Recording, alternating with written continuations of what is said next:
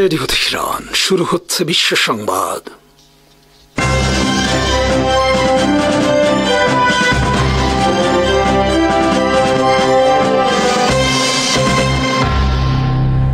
শুরুতেই সংবাদ শিরোনাম। ফিলিস্তিনের গাজা সিটি দখলের জন্য ইসরায়েল যখন সর্বোচ্চ শক্তি প্রয়োগ করছে, তখন প্রতিরোধ হামলার গতি বাড়িয়েছেন প্রতিরোধ যোদ্ধারা। নিয়মিত হামলার পাশাপাশি রোববার ইসরায়েলি বসতিগুলোতে 2 দফা রকেট হামলা চালিয়েছেন হামাসের যোদ্ধারা। ইসরায়েলি প্রতিরক্ষা বাহিনী বা আইডিএফ জানিয়েছে তারা একটি রকেট প্রতিহত করতে সক্ষম হয়েছেন। আরেকটি রকেট ইহুদি বসতিতে আঘাত হেনেছে বলে স্বীকার করেছেন তারা। এই আঘাতে কি ধরনের ক্ষয়ক্ষতি হয়েছে তা স্বভাবসুলভ গোপন রেখেছে আইডিএফ। খবরে বলা হয়, প্রায় 3 সপ্তাহ পর গাজা থেকে ইসরায়েলে প্রথমবারের মতো রকেট হামলা চালানো হয়। রকেট নিক্ষেপের পর নেতিভোত শহর এবং আশেপাশের এলাকাগুলোতে সাইরেন বেজে ওঠে। এলাকাগুলোতে ব্যাপক আতঙ্ক ছড়িয়ে পড়ে। বসতি স্থাপনকারীরা আশ্রয় কেন্দ্রের দিকে ছোটাছুটি করতে থাকেন। বিশ্লেষকরা বলছেন, মার্কিন সহায়তায় ইসরায়েল যখন অত্যাধুনিক অস্ত্র দিয়ে গাজা সিটিতে হামলা চালিয়ে যাচ্ছে, তখন প্রতিরোধ যোদ্ধাদের এই হামলা প্রমাণ করে দীর্ঘ 2 বছরের যুদ্ধে হামাসকে দুর্বল করা সম্ভব হয়নি। সম্প্রতি বেশ কয়েকজন শীর্ষস্থানীয় ইহুদিবাদী সামরিক বিশ্লেষক সতর্ক করে বলেছেন, নিজের স্বার্থেই যুদ্ধ থেকে ইসরায়েলের সরে আসা উচিত, কারণ হামাসকে পরাজিত করা কোনোভাবেই সম্ভব নয়। একদিকে ফিলিস্তিনি প্রতিরোধ যোদ্ধাদের সমন্বিত হামলা, অন্যদিকে ইসরায়েলের অভ্যন্তরে বিক্ষোভের আগুন। সব মিলিয়ে গাজা যুদ্ধ সামলাতে হিমশিম খাচ্ছেন ইসরায়েলি প্রধানমন্ত্রী বেনিয়ামিন নেতানিয়াহু। শনিবার তেল আবিবে কয়েক লাখ বিক্ষোভকারী সমবেত হয়ে যুদ্ধ এখনই বন্ধ করে ফিলিস্তিনি প্রতিরোধ আন্দোলন হামাসের হাতে আটক ইসরায়েলি বন্দীদের মুক্তির দাবি জানিয়েছেন। বিক্ষোভকারীরা গাজা সিটিতে পরিকল্পিত সামরিক অভিযানের কঠোর সমালোচনা করেন। বিক্ষোভ থেকে সতর্ক করে বলা হয়, এই ধরনের অভিযান অবশিষ্ট বন্দীদের জীবনকে আরও ঝুঁকির মুখে ফেলবে। বন্দীদের পরিবারের সদস্যরা কেন্দ্রীয় মঞ্চ থেকে বক্তব্য দেন এবং সরকারকে হামাসের সঙ্গে চুক্তিতে উপনীত হবার আহ্বান জানান, যাতে তাদের প্রিয়জনরা নিরাপদে ফিরে আসতে পারেন। বিশাল বিক্ষোভটি অনুষ্ঠিত হয় প্রধান সরকারি ভবনগুলোর কাছে, যার মধ্যে ইসরায়েলি প্রতিরক্ষা মন্ত্রণালয় রয়েছে। এ সময় ভবনগুলোর চারপাশে বিপুল সংখ্যক পুলিশ ও অ্যাম্বুলেন্স মোতায়েন করা হয়। সম্প্রতি ইসরায়েলি প্রতিরক্ষা মন্ত্রী ইসরায়েল কাটজ গাজা সিটির পূর্ণ নিয়ন্ত্রণ নেওয়ার জন্য সামরিক অভিযানের পরবর্তী ধাপ অনুমোদন করেন।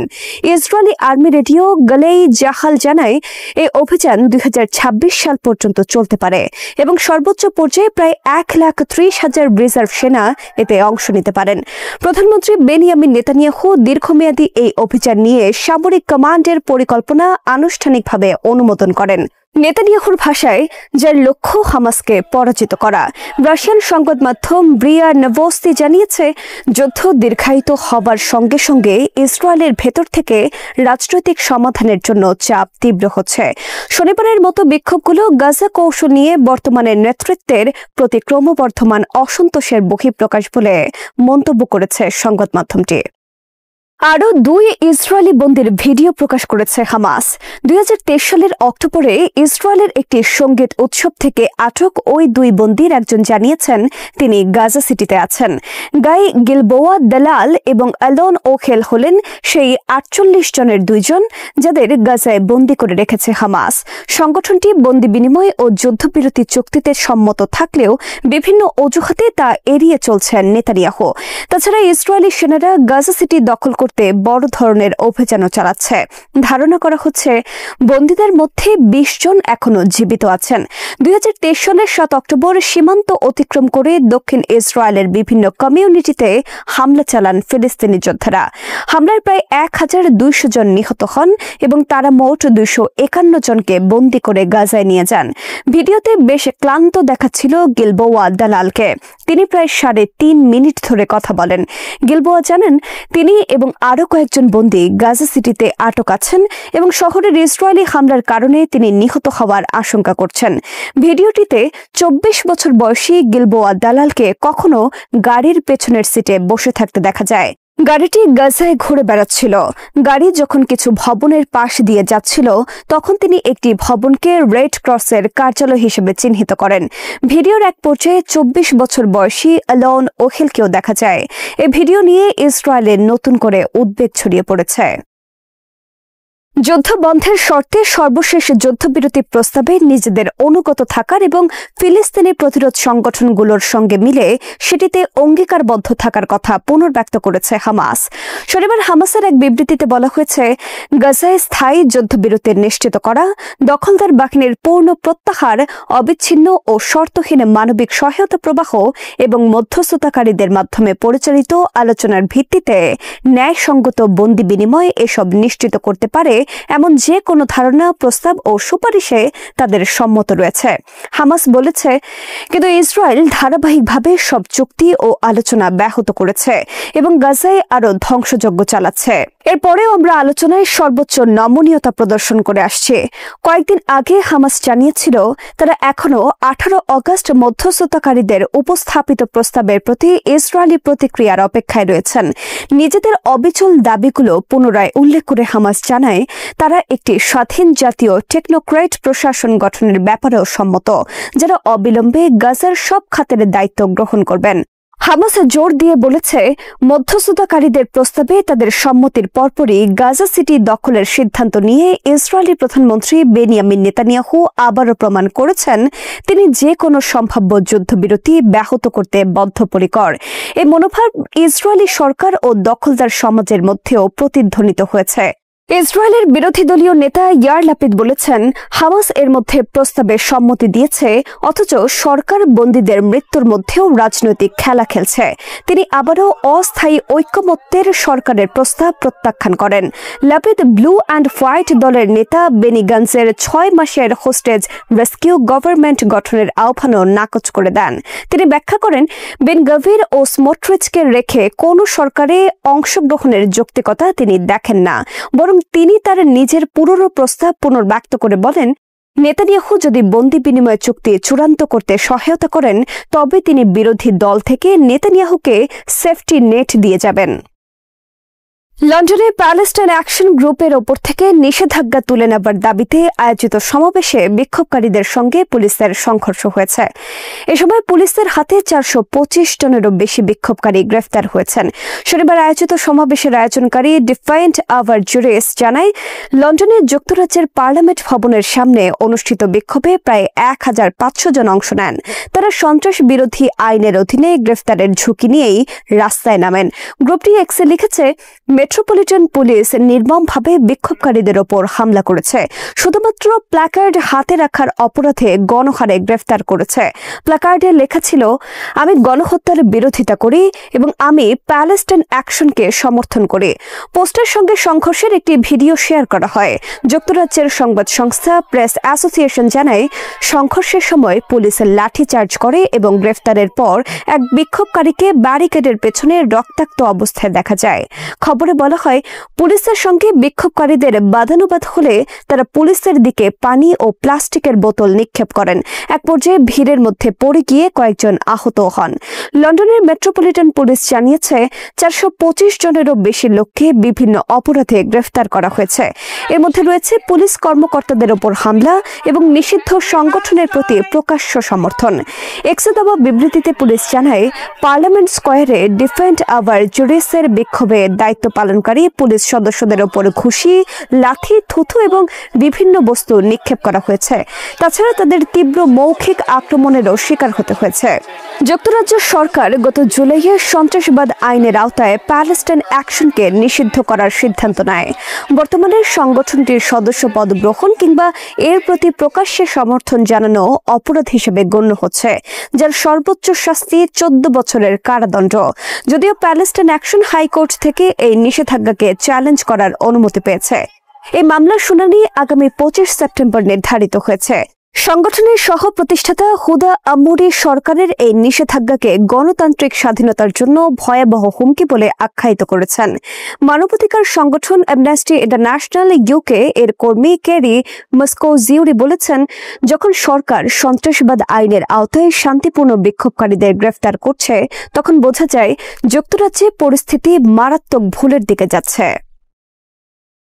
ইরানের বিচার বিভাগের প্রধান হজ্জাতুল ইসলাম গোলাম হোসাইন মোহসেনি এজেই বলেছেন, বৈশ্বিক আধিপত্যবাদী শক্তির কাছে তার দেশ কখনো আত্মসমর্পণ করবে না। ইরাকের ন্যাশনাল উইজডম মুভমেন্টের নেতা সৈয়দ আম্মার আল হাকিমের সঙ্গে এক বৈঠকে তিনি এই কথা বলেন। ইরাকের এই প্রভাবশালী নেতা বর্তমানে ইরানে অবস্থান করছেন। মোহসেনি এজেই বলেন, সাম্প্রতিক আঞ্চলিক ঘটনা প্রবাহ প্রমাণ করছে শত্রুরা শক্তিশালী ও প্রগতিশীল ইসলামকে মেনে নিতে পারছে না এবং মুসলমানদের শক্তি সহ্য করতে পারছে না। তিনি জোর দিয়ে বলেন, তেহরান কখনো যুদ্ধ শুরু করেনি এবং ভবিষ্যতেও করবে না, তবে বৈশ্বিক আধিপত্যবাদী শক্তির কাছে আত্মসমর্পণ করবে না তার দেশ। তিনি বলেন, আমরা চাপিয়ে দেওয়া যুদ্ধ বা চাপিয়ে দেওয়া শান্তি কোনোটাই মেনে নেব না। এটাই আমাদের বিপ্লবের দুই নেতার বারবার উচ্চারিত সুস্পষ্ট নীতি। আমরা শত্রুদের প্রতিটি পদক্ষেপ ও ষড়যন্ত্রের ব্যাপারে সজাগ আছি। অন্যদিকে সৈয়দ আম্মার আল হাকিম উল্লেখ করেন, ইরান ও ইরাকের সম্পর্ক কেবল দুই দেশের কিংবা দুই প্রতিবেশীর সম্পর্ক নয়, এই সম্পর্কের সীমা পরিসীমা এর চেয়েও গভীর। নিজ দেশে গরুর মাংস রাখার অপরাধে নির্বিচারে মানুষ পিটিয়ে খুন করা হলেও গরুর মাংস রপ্তানিতে অসাধারণ সাফল্য দেখিয়েছে বিজেপি শাসিত ভারত। কট্টর হিন্দুত্ববাদী বিজেপি সরকারের সময় ভারতের বিভিন্ন স্থানে মুসলিম নাগরিকদের গরুর মাংস খাওয়া এবং পরিবহনের অভিযোগে প্রায় হেনস্থা এমনকি হত্যার শিকার হতে হয়। তবে মোদী ক্ষমতায় আসার পর ভারতের গরু ও মহিষের মাংস রপ্তানি বেড়েছে প্রায় 16%। বর্তমানে প্রতি বছর ভারত এই খাত থেকে আয় করছে প্রায় 430 কোটি মার্কিন ডলার। প্রতি বছর দেশটি প্রায় 15,30,000 টন মাংস রপ্তানি করে। এর ফলে ভারত বিশ্বের দ্বিতীয় বৃহত্তম মাংস রপ্তানিকারক হিসেবে জায়গা করে নিয়েছে।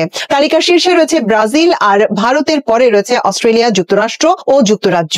ভারতের গরু জবাইয়ের জন্য রাজ্য পর্যায়ে বিধিনিষেধ থাকলেও অভিন্ন কোনো জাতীয় আইন নেই। ফলে ব্যবসায়ীরা তুলনামূলক শিথিল আইন থাকা রাজ্যে গরু পাচার করে গোস্ত রপ্তানি করে থাকেন।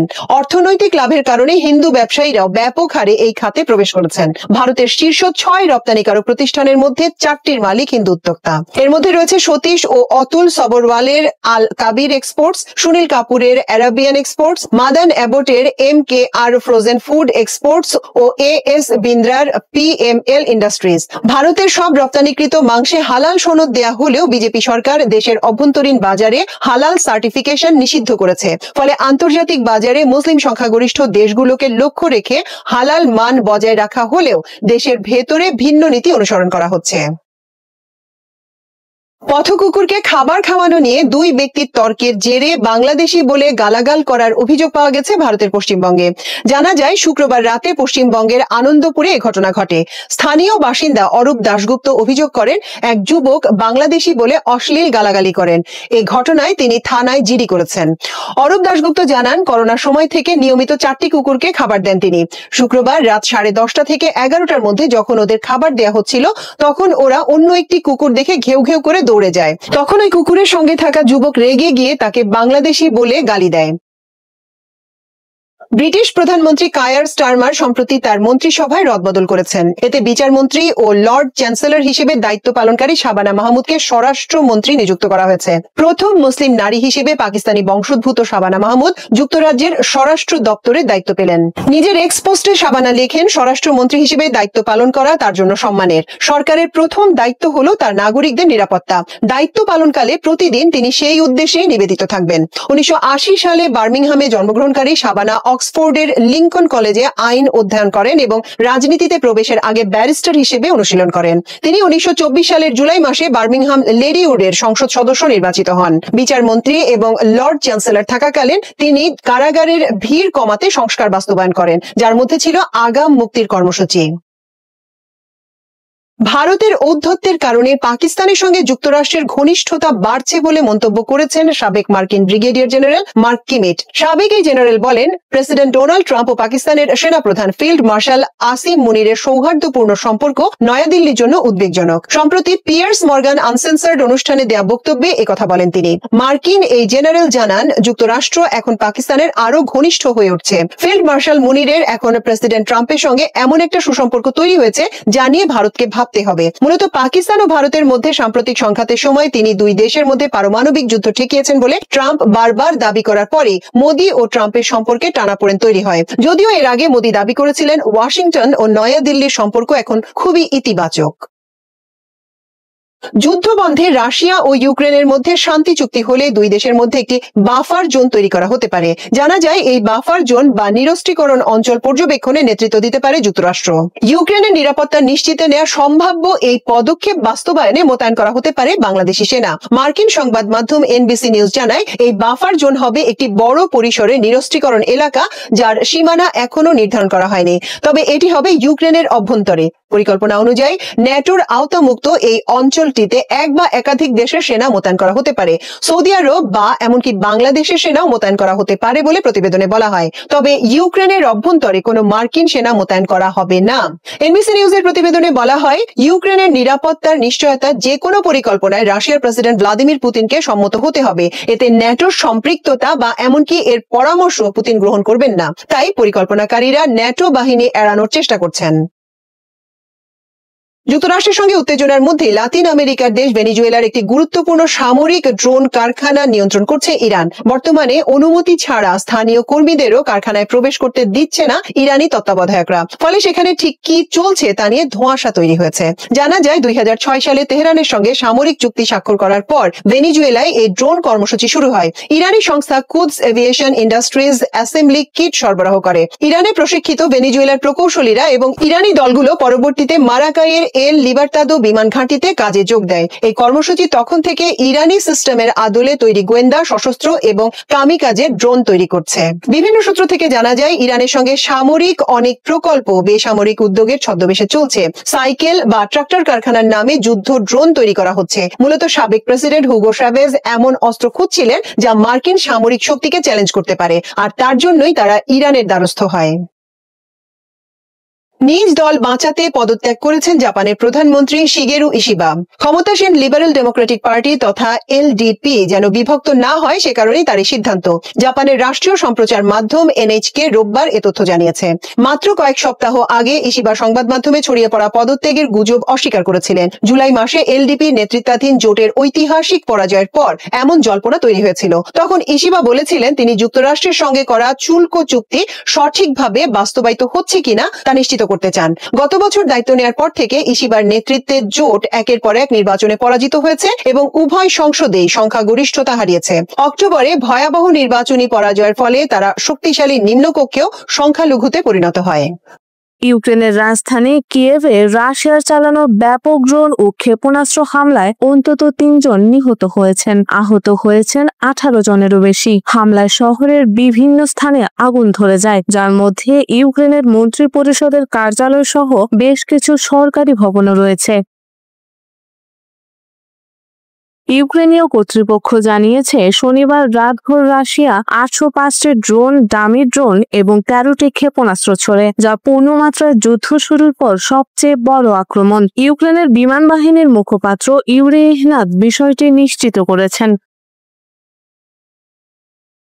কিয়েভের মেয়র ভিটালি ক্লিচকো জানিয়েছেন হামলায় এক শিশু ও এক তরুণী নিহত হন। শহরের পশ্চিম ও পূর্বাংশে বেশ কিছু উঁচু ভবনে আগুন লেগে যায়। ফলে কিয়েভ নগর প্রশাসনের প্রধান তিমুর তোকাচেঙ্কো জানান ধ্বংসস্তূপ থেকে উদ্ধারকারীরা 1 বছর বয়সী একটি শিশুর মরদেহ উদ্ধার করেছে।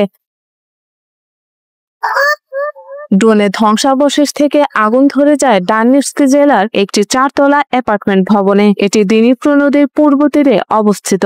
মেয়র ক্লিচকো বলেন উদ্ধার কাজের চিকিৎসক ও দমকল বাহিনী দ্রুত ঘটনাস্থলে পৌঁছে যায়।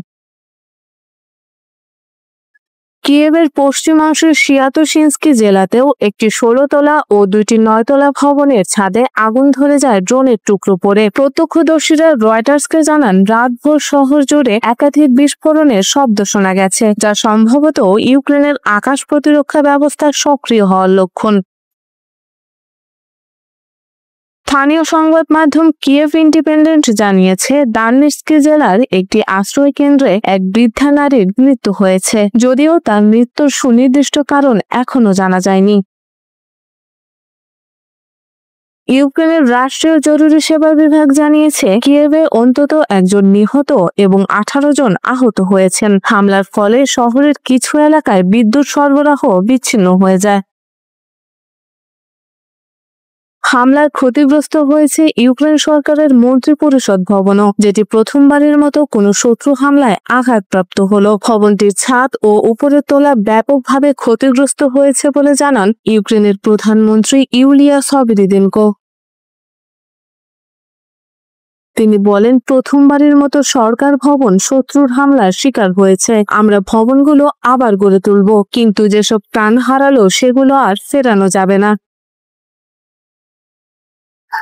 বিশ্ব সম্প্রদায়ের উচিত এই ধ্বংসযজ্ঞের জবাব শুধু কথায় নয়, কার্যকর পদক্ষেপের মাধ্যমে দেওয়া। এখনই সময় রাশিয়ার তেল ও গ্যাস খাতে আরো কঠোর নিষেধাজ্ঞা আরোপ করার।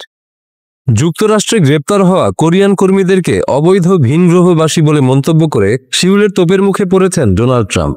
As I understand it, a lot of illegal aliens, some not the best of people. যুক্তরাষ্ট্রে নির্মাণাধীন হুন্ডাই ও এলজির একটি ব্যাটারি কারখানায় দক্ষিণ কোরিয়ার শত শত কর্মী গ্রেপ্তারের ঘটনায় কোরিয়া জুড়ে তীব্র প্রতিক্রিয়া দেখা গিয়েছে। দেশটির প্রেসিডেন্ট লি জে মিয়ং বিষয়টি দ্রুত ও কার্যকরভাবে মোকাবেলার নির্দেশ দিয়েছেন। জর্জিয়া অঙ্গরাজ্যের সাভানার কাছে অবস্থিত ওই কারখানায় বৃহস্পতিবার মার্কিন অভিবাসন কর্তৃপক্ষ আইসিই পরিচালিত একটি অভিযানে প্রায় 475 জন কর্মীকে আটক করা হয়। তাদের মধ্যে 300 জনেরও বেশি দক্ষিণ কোরিয়ার নাগরিক। এই অভিযানকে যুক্তরাষ্ট্রে কোনো একটি নির্দিষ্ট কারখানায় পরিচালিত সবচেয়ে বড় অভিবাসন অভিযান হিসেবে উল্লেখ করা হচ্ছে। শনিবার দক্ষিণ কোরিয়ার পররাষ্ট্রমন্ত্রী চো হিউন জানান, প্রেসিডেন্ট লি কূটনৈতিক পর্যায়ে সর্বোচ্চ প্রচেষ্টা চালানোর নির্দেশ দিয়েছেন। তিনি বলেন, আমাদের নাগরিকদের অধিকার ও কোরিয়ান কোম্পানিগুলোর বৈদেশিক বিনিয়োগ যেন কোনোভাবে ক্ষতিগ্রস্ত না হয় সেটি নিশ্চিত করাই এখন অগ্রাধিকার। পররাষ্ট্র মন্ত্রণালয় জানিয়েছে, ঘটনাটির প্রতিক্রিয়ায় একটি জরুরি টাস্কফোর্স গঠন করা হয়েছে এবং চো হিউন নিজেও প্রয়োজনে যুক্তরাষ্ট্র সফরে যেতে পারেন। আমরা আমাদের নাগরিকদের এই ধরনের পরিস্থিতিতে পড়া নিয়ে গভীর উদ্বেগ প্রকাশ করছি। এটি আমাদের সরকারের জন্য একটি গুরুতর দায়িত্ব।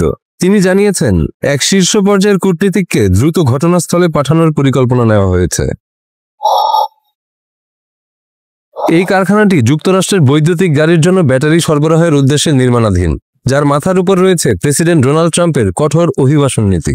ট্রাম্প তার প্রশাসনে অভিবাসন বিরোধী অবস্থান জোরদার করেছেন। শুক্রবার হোয়াইট হাউসে এক অনুষ্ঠানে সাংবাদিকদের প্রশ্নের জবাবে ট্রাম্প বলেন, তারা অবৈধ অভিবাসী ছিল আর আইসিই শুধুমাত্র তাদের দায়িত্ব পালন করেছে। We had a lot of illegal aliens working there, so look, they're doing it. আইসিই কর্মকর্তা স্টিভেন স্ট্রাং জানান, গ্রেপ্তার হওয়া অনেকেই সীমান্ত পেরিয়ে অবৈধভাবে প্রবেশ করেছেন। কেউ কেউ এমন ভিসায় এসেছেন যা কাজের অনুমতি দেয় না, আবার কেউ কেউ বৈধ ভিসার মেয়াদ শেষ হয়ে যাওয়ার পরও অবস্থান করছিলেন। এই ঘটনায় দক্ষিণ কোরিয়ার প্রধান বিরোধী দল পিপল পাওয়ার পার্টি কড়া প্রতিক্রিয়া জানিয়েছে। দলের চেয়ারম্যান জাং ডন হিওক এক বিবৃতিতে বলেন, এই ঘটনা কেবল একটি আইনগত বিষয় নয়, এটি মার্কিন মাটিতে কোরিয়ান কোম্পানি ও কমিউনিটির জন্য একটি বড় সংকেত। দলটির মুখপাত্র পার্ক সান-হুন প্রেসিডেন্ট লিকে দায়ী করে বলেন, যুক্তরাষ্ট্রের সঙ্গে তার তথাকথিত বাস্তববাদী কূটনীতি দক্ষিণ কোরিয়ার নাগরিকদের নিরাপত্তা ও ব্যবসায়িক স্বার্থ নিশ্চিত করতে ব্যর্থ হয়েছে। তিনি আরও বলেন, সম্প্রতি ট্রাম্পের সঙ্গে বৈঠকে প্রেসিডেন্ট লি যুক্তরাষ্ট্রে অন্তত $50 বিলিয়ন বিনিয়োগ প্রতিশ্রুতি দিয়েছিলেন, অথচ এরই মধ্যে কোরিয়ান নাগরিকদের ওপর এমন দমন অভিযান চালানো হলো। হুন্ডাই জানিয়েছে, তারা পরিস্থিতি ঘনিষ্ঠভাবে পর্যবেক্ষণ করছে এবং গ্রেপ্তার হওয়া কেউই কোম্পানির সরাসরি কর্মচারী নন। এলজি এনার্জি সলিউশন জানিয়েছে, তারা বিষয়টি সম্পর্কে বিস্তারিত তথ্য সংগ্রহ করছে এবং যুক্তরাষ্ট্রের সংশ্লিষ্ট কর্তৃপক্ষের কাজে পূর্ণ সহযোগিতা করবে। দক্ষিণ কোরিয়ার স্বপ্ন শুধু প্রযুক্তির নয়, বিশ্ব নেতৃত্বেরও। যুক্তরাষ্ট্রে তাদের বিশাল বিনিয়োগ কেবল ব্যবসার জন্য নয়, বরং তা ভবিষ্যতের কৌশলগত নিরাপত্তাও নিশ্চিত করে। তবে আজকের এই গ্রেপ্তারের ঘটনা সেই স্বপ্নকে প্রশ্নবিদ্ধ করেছে। যুক্তরাষ্ট্রের প্রেসিডেন্ট ডোনাল্ড ট্রাম্প শিকাগো শহরের বিরুদ্ধে তার যুদ্ধবিবাদ লেলিয়ে দেওয়ার হুমকি দিয়েছেন। এই ঘটনায় তীব্র প্রতিক্রিয়া দেখা গেছে দেশ জুড়ে। শিকাগো ও ওয়াশিংটন ডিসিতে হাজারো মানুষ রাস্তায় নেমে আসেন জাতীয় গার্ড ও অভিবাসন কর্মকর্তাদের মোতায়েনের প্রতিবাদে। শনিবার ট্রাম্প তার সামাজিক যোগাযোগ মাধ্যম ট্রুথ সোশ্যালে একটি বিতর্কিত পোস্ট দেন। সেখানে একটি ব্যঙ্গচিত্র ব্যবহার করা হয়, যা 1979 সালের বিখ্যাত যুদ্ধভিত্তিক চলচ্চিত্র অ্যাপোকালিপস নাও এর অনুকরণে তৈরি। ছবিতে দেখা যায় হেলিকপ্টার উড়ে যাচ্ছে শিকাগোর আকাশরেখা পেরিয়ে, পেছনে আগুনের গোলা। এর ক্যাপশনে ট্রাম্প লেখেন, সকালে নির্বাসনের গন্ধ আমার ভালো লাগে। শিকাগো এখন বুঝবে কেন একে যুদ্ধ বিবাদ বলা হয়। এই মন্তব্যের মাধ্যমে ট্রাম্প চলচ্চিত্রটির একটি জনপ্রিয় সংলাপকে বিকৃত করেন। সেখানে বলা হয়েছিল, সকালে ন্যাপম বোমার গন্ধ ভালো লাগে। নিজের পোস্টে তিনি শিপোক্যালিপস নাও শব্দটি ব্যবহার করেন, যা সিনেমার শিরোনামের সঙ্গে শিকাগোকে যুক্ত করে বানানো হয়েছে। এই হুমকি আসে এমন সময় যখন ট্রাম্প এর আগেও একাধিকবার ডেমোক্র্যাট নিয়ন্ত্রিত শহরগুলোর বিরুদ্ধে কড়া পদক্ষেপ নেওয়ার কথা বলেছেন। তার প্রশাসন ইতোমধ্যে লস অ্যাঞ্জেলেসে অভিবাসন অভিযান চালিয়েছে এবং জাতীয় গার্ড মোতায়েন করেছে। এবার শিকাগোকে সেই তালিকায় যুক্ত করার পরিকল্পনা রয়েছে। ট্রাম্পের এই পোস্টে ইলিনয় অঙ্গরাজ্যের গভর্নর জেবি প্রিটস্কার তীব্র ক্ষোভ প্রকাশ করে বলেন, যুক্তরাষ্ট্রের একজন প্রেসিডেন্ট যখন দেশেরই একটি শহরের বিরুদ্ধে যুদ্ধ ঘোষণা করেন, তখন সেটিকে নিছক কৌতুক বলে এড়িয়ে যাওয়া যায় না। এটি স্বাভাবিক কিছু নয়। তিনি আরও বলেন, আমরা একজন হবু স্বৈরাচারী নেতার হুমকিতে মাথা নত করব না। শিকাগো সহ বিভিন্ন শহরে ট্রাম্পের এই বক্তব্যের বিরুদ্ধে বিক্ষোভ শুরু হয়। মানুষ ব্যানার হাতে রাস্তায় নামেন, স্লোগান দেন অভিবাসন নীতি ও ফেডারেল হস্তক্ষেপের বিরুদ্ধে। বিক্ষোভকারীরা অভিযোগ করেন, ট্রাম্প প্রশাসন রাজনৈতিক উদ্দেশ্যে নির্দিষ্ট শহরগুলোকে টার্গেট করছে। রাজনৈতিক বিশ্লেষকদের মতে, নির্বাচনী বছরে এমন বক্তব্য ও পদক্ষেপ দেশের রাজনৈতিক পরিবেশকে আরও উত্তপ্ত করতে পারে। বিশেষত যেখানে জাতিগত ও সামাজিক বিভাজন আগেই প্রবল, সেখানে এ ধরনের হুমকি পরিস্থিতিকে আরও জটিল করে তুলতে পারে। শ্রোতা বন্ধুরা, বিশ্ব সংবাদে এই ছিল আমাদের সর্বশেষ আয়োজন। সঙ্গে থাকার জন্য আপনাদের সবাইকে অসংখ্য ধন্যবাদ।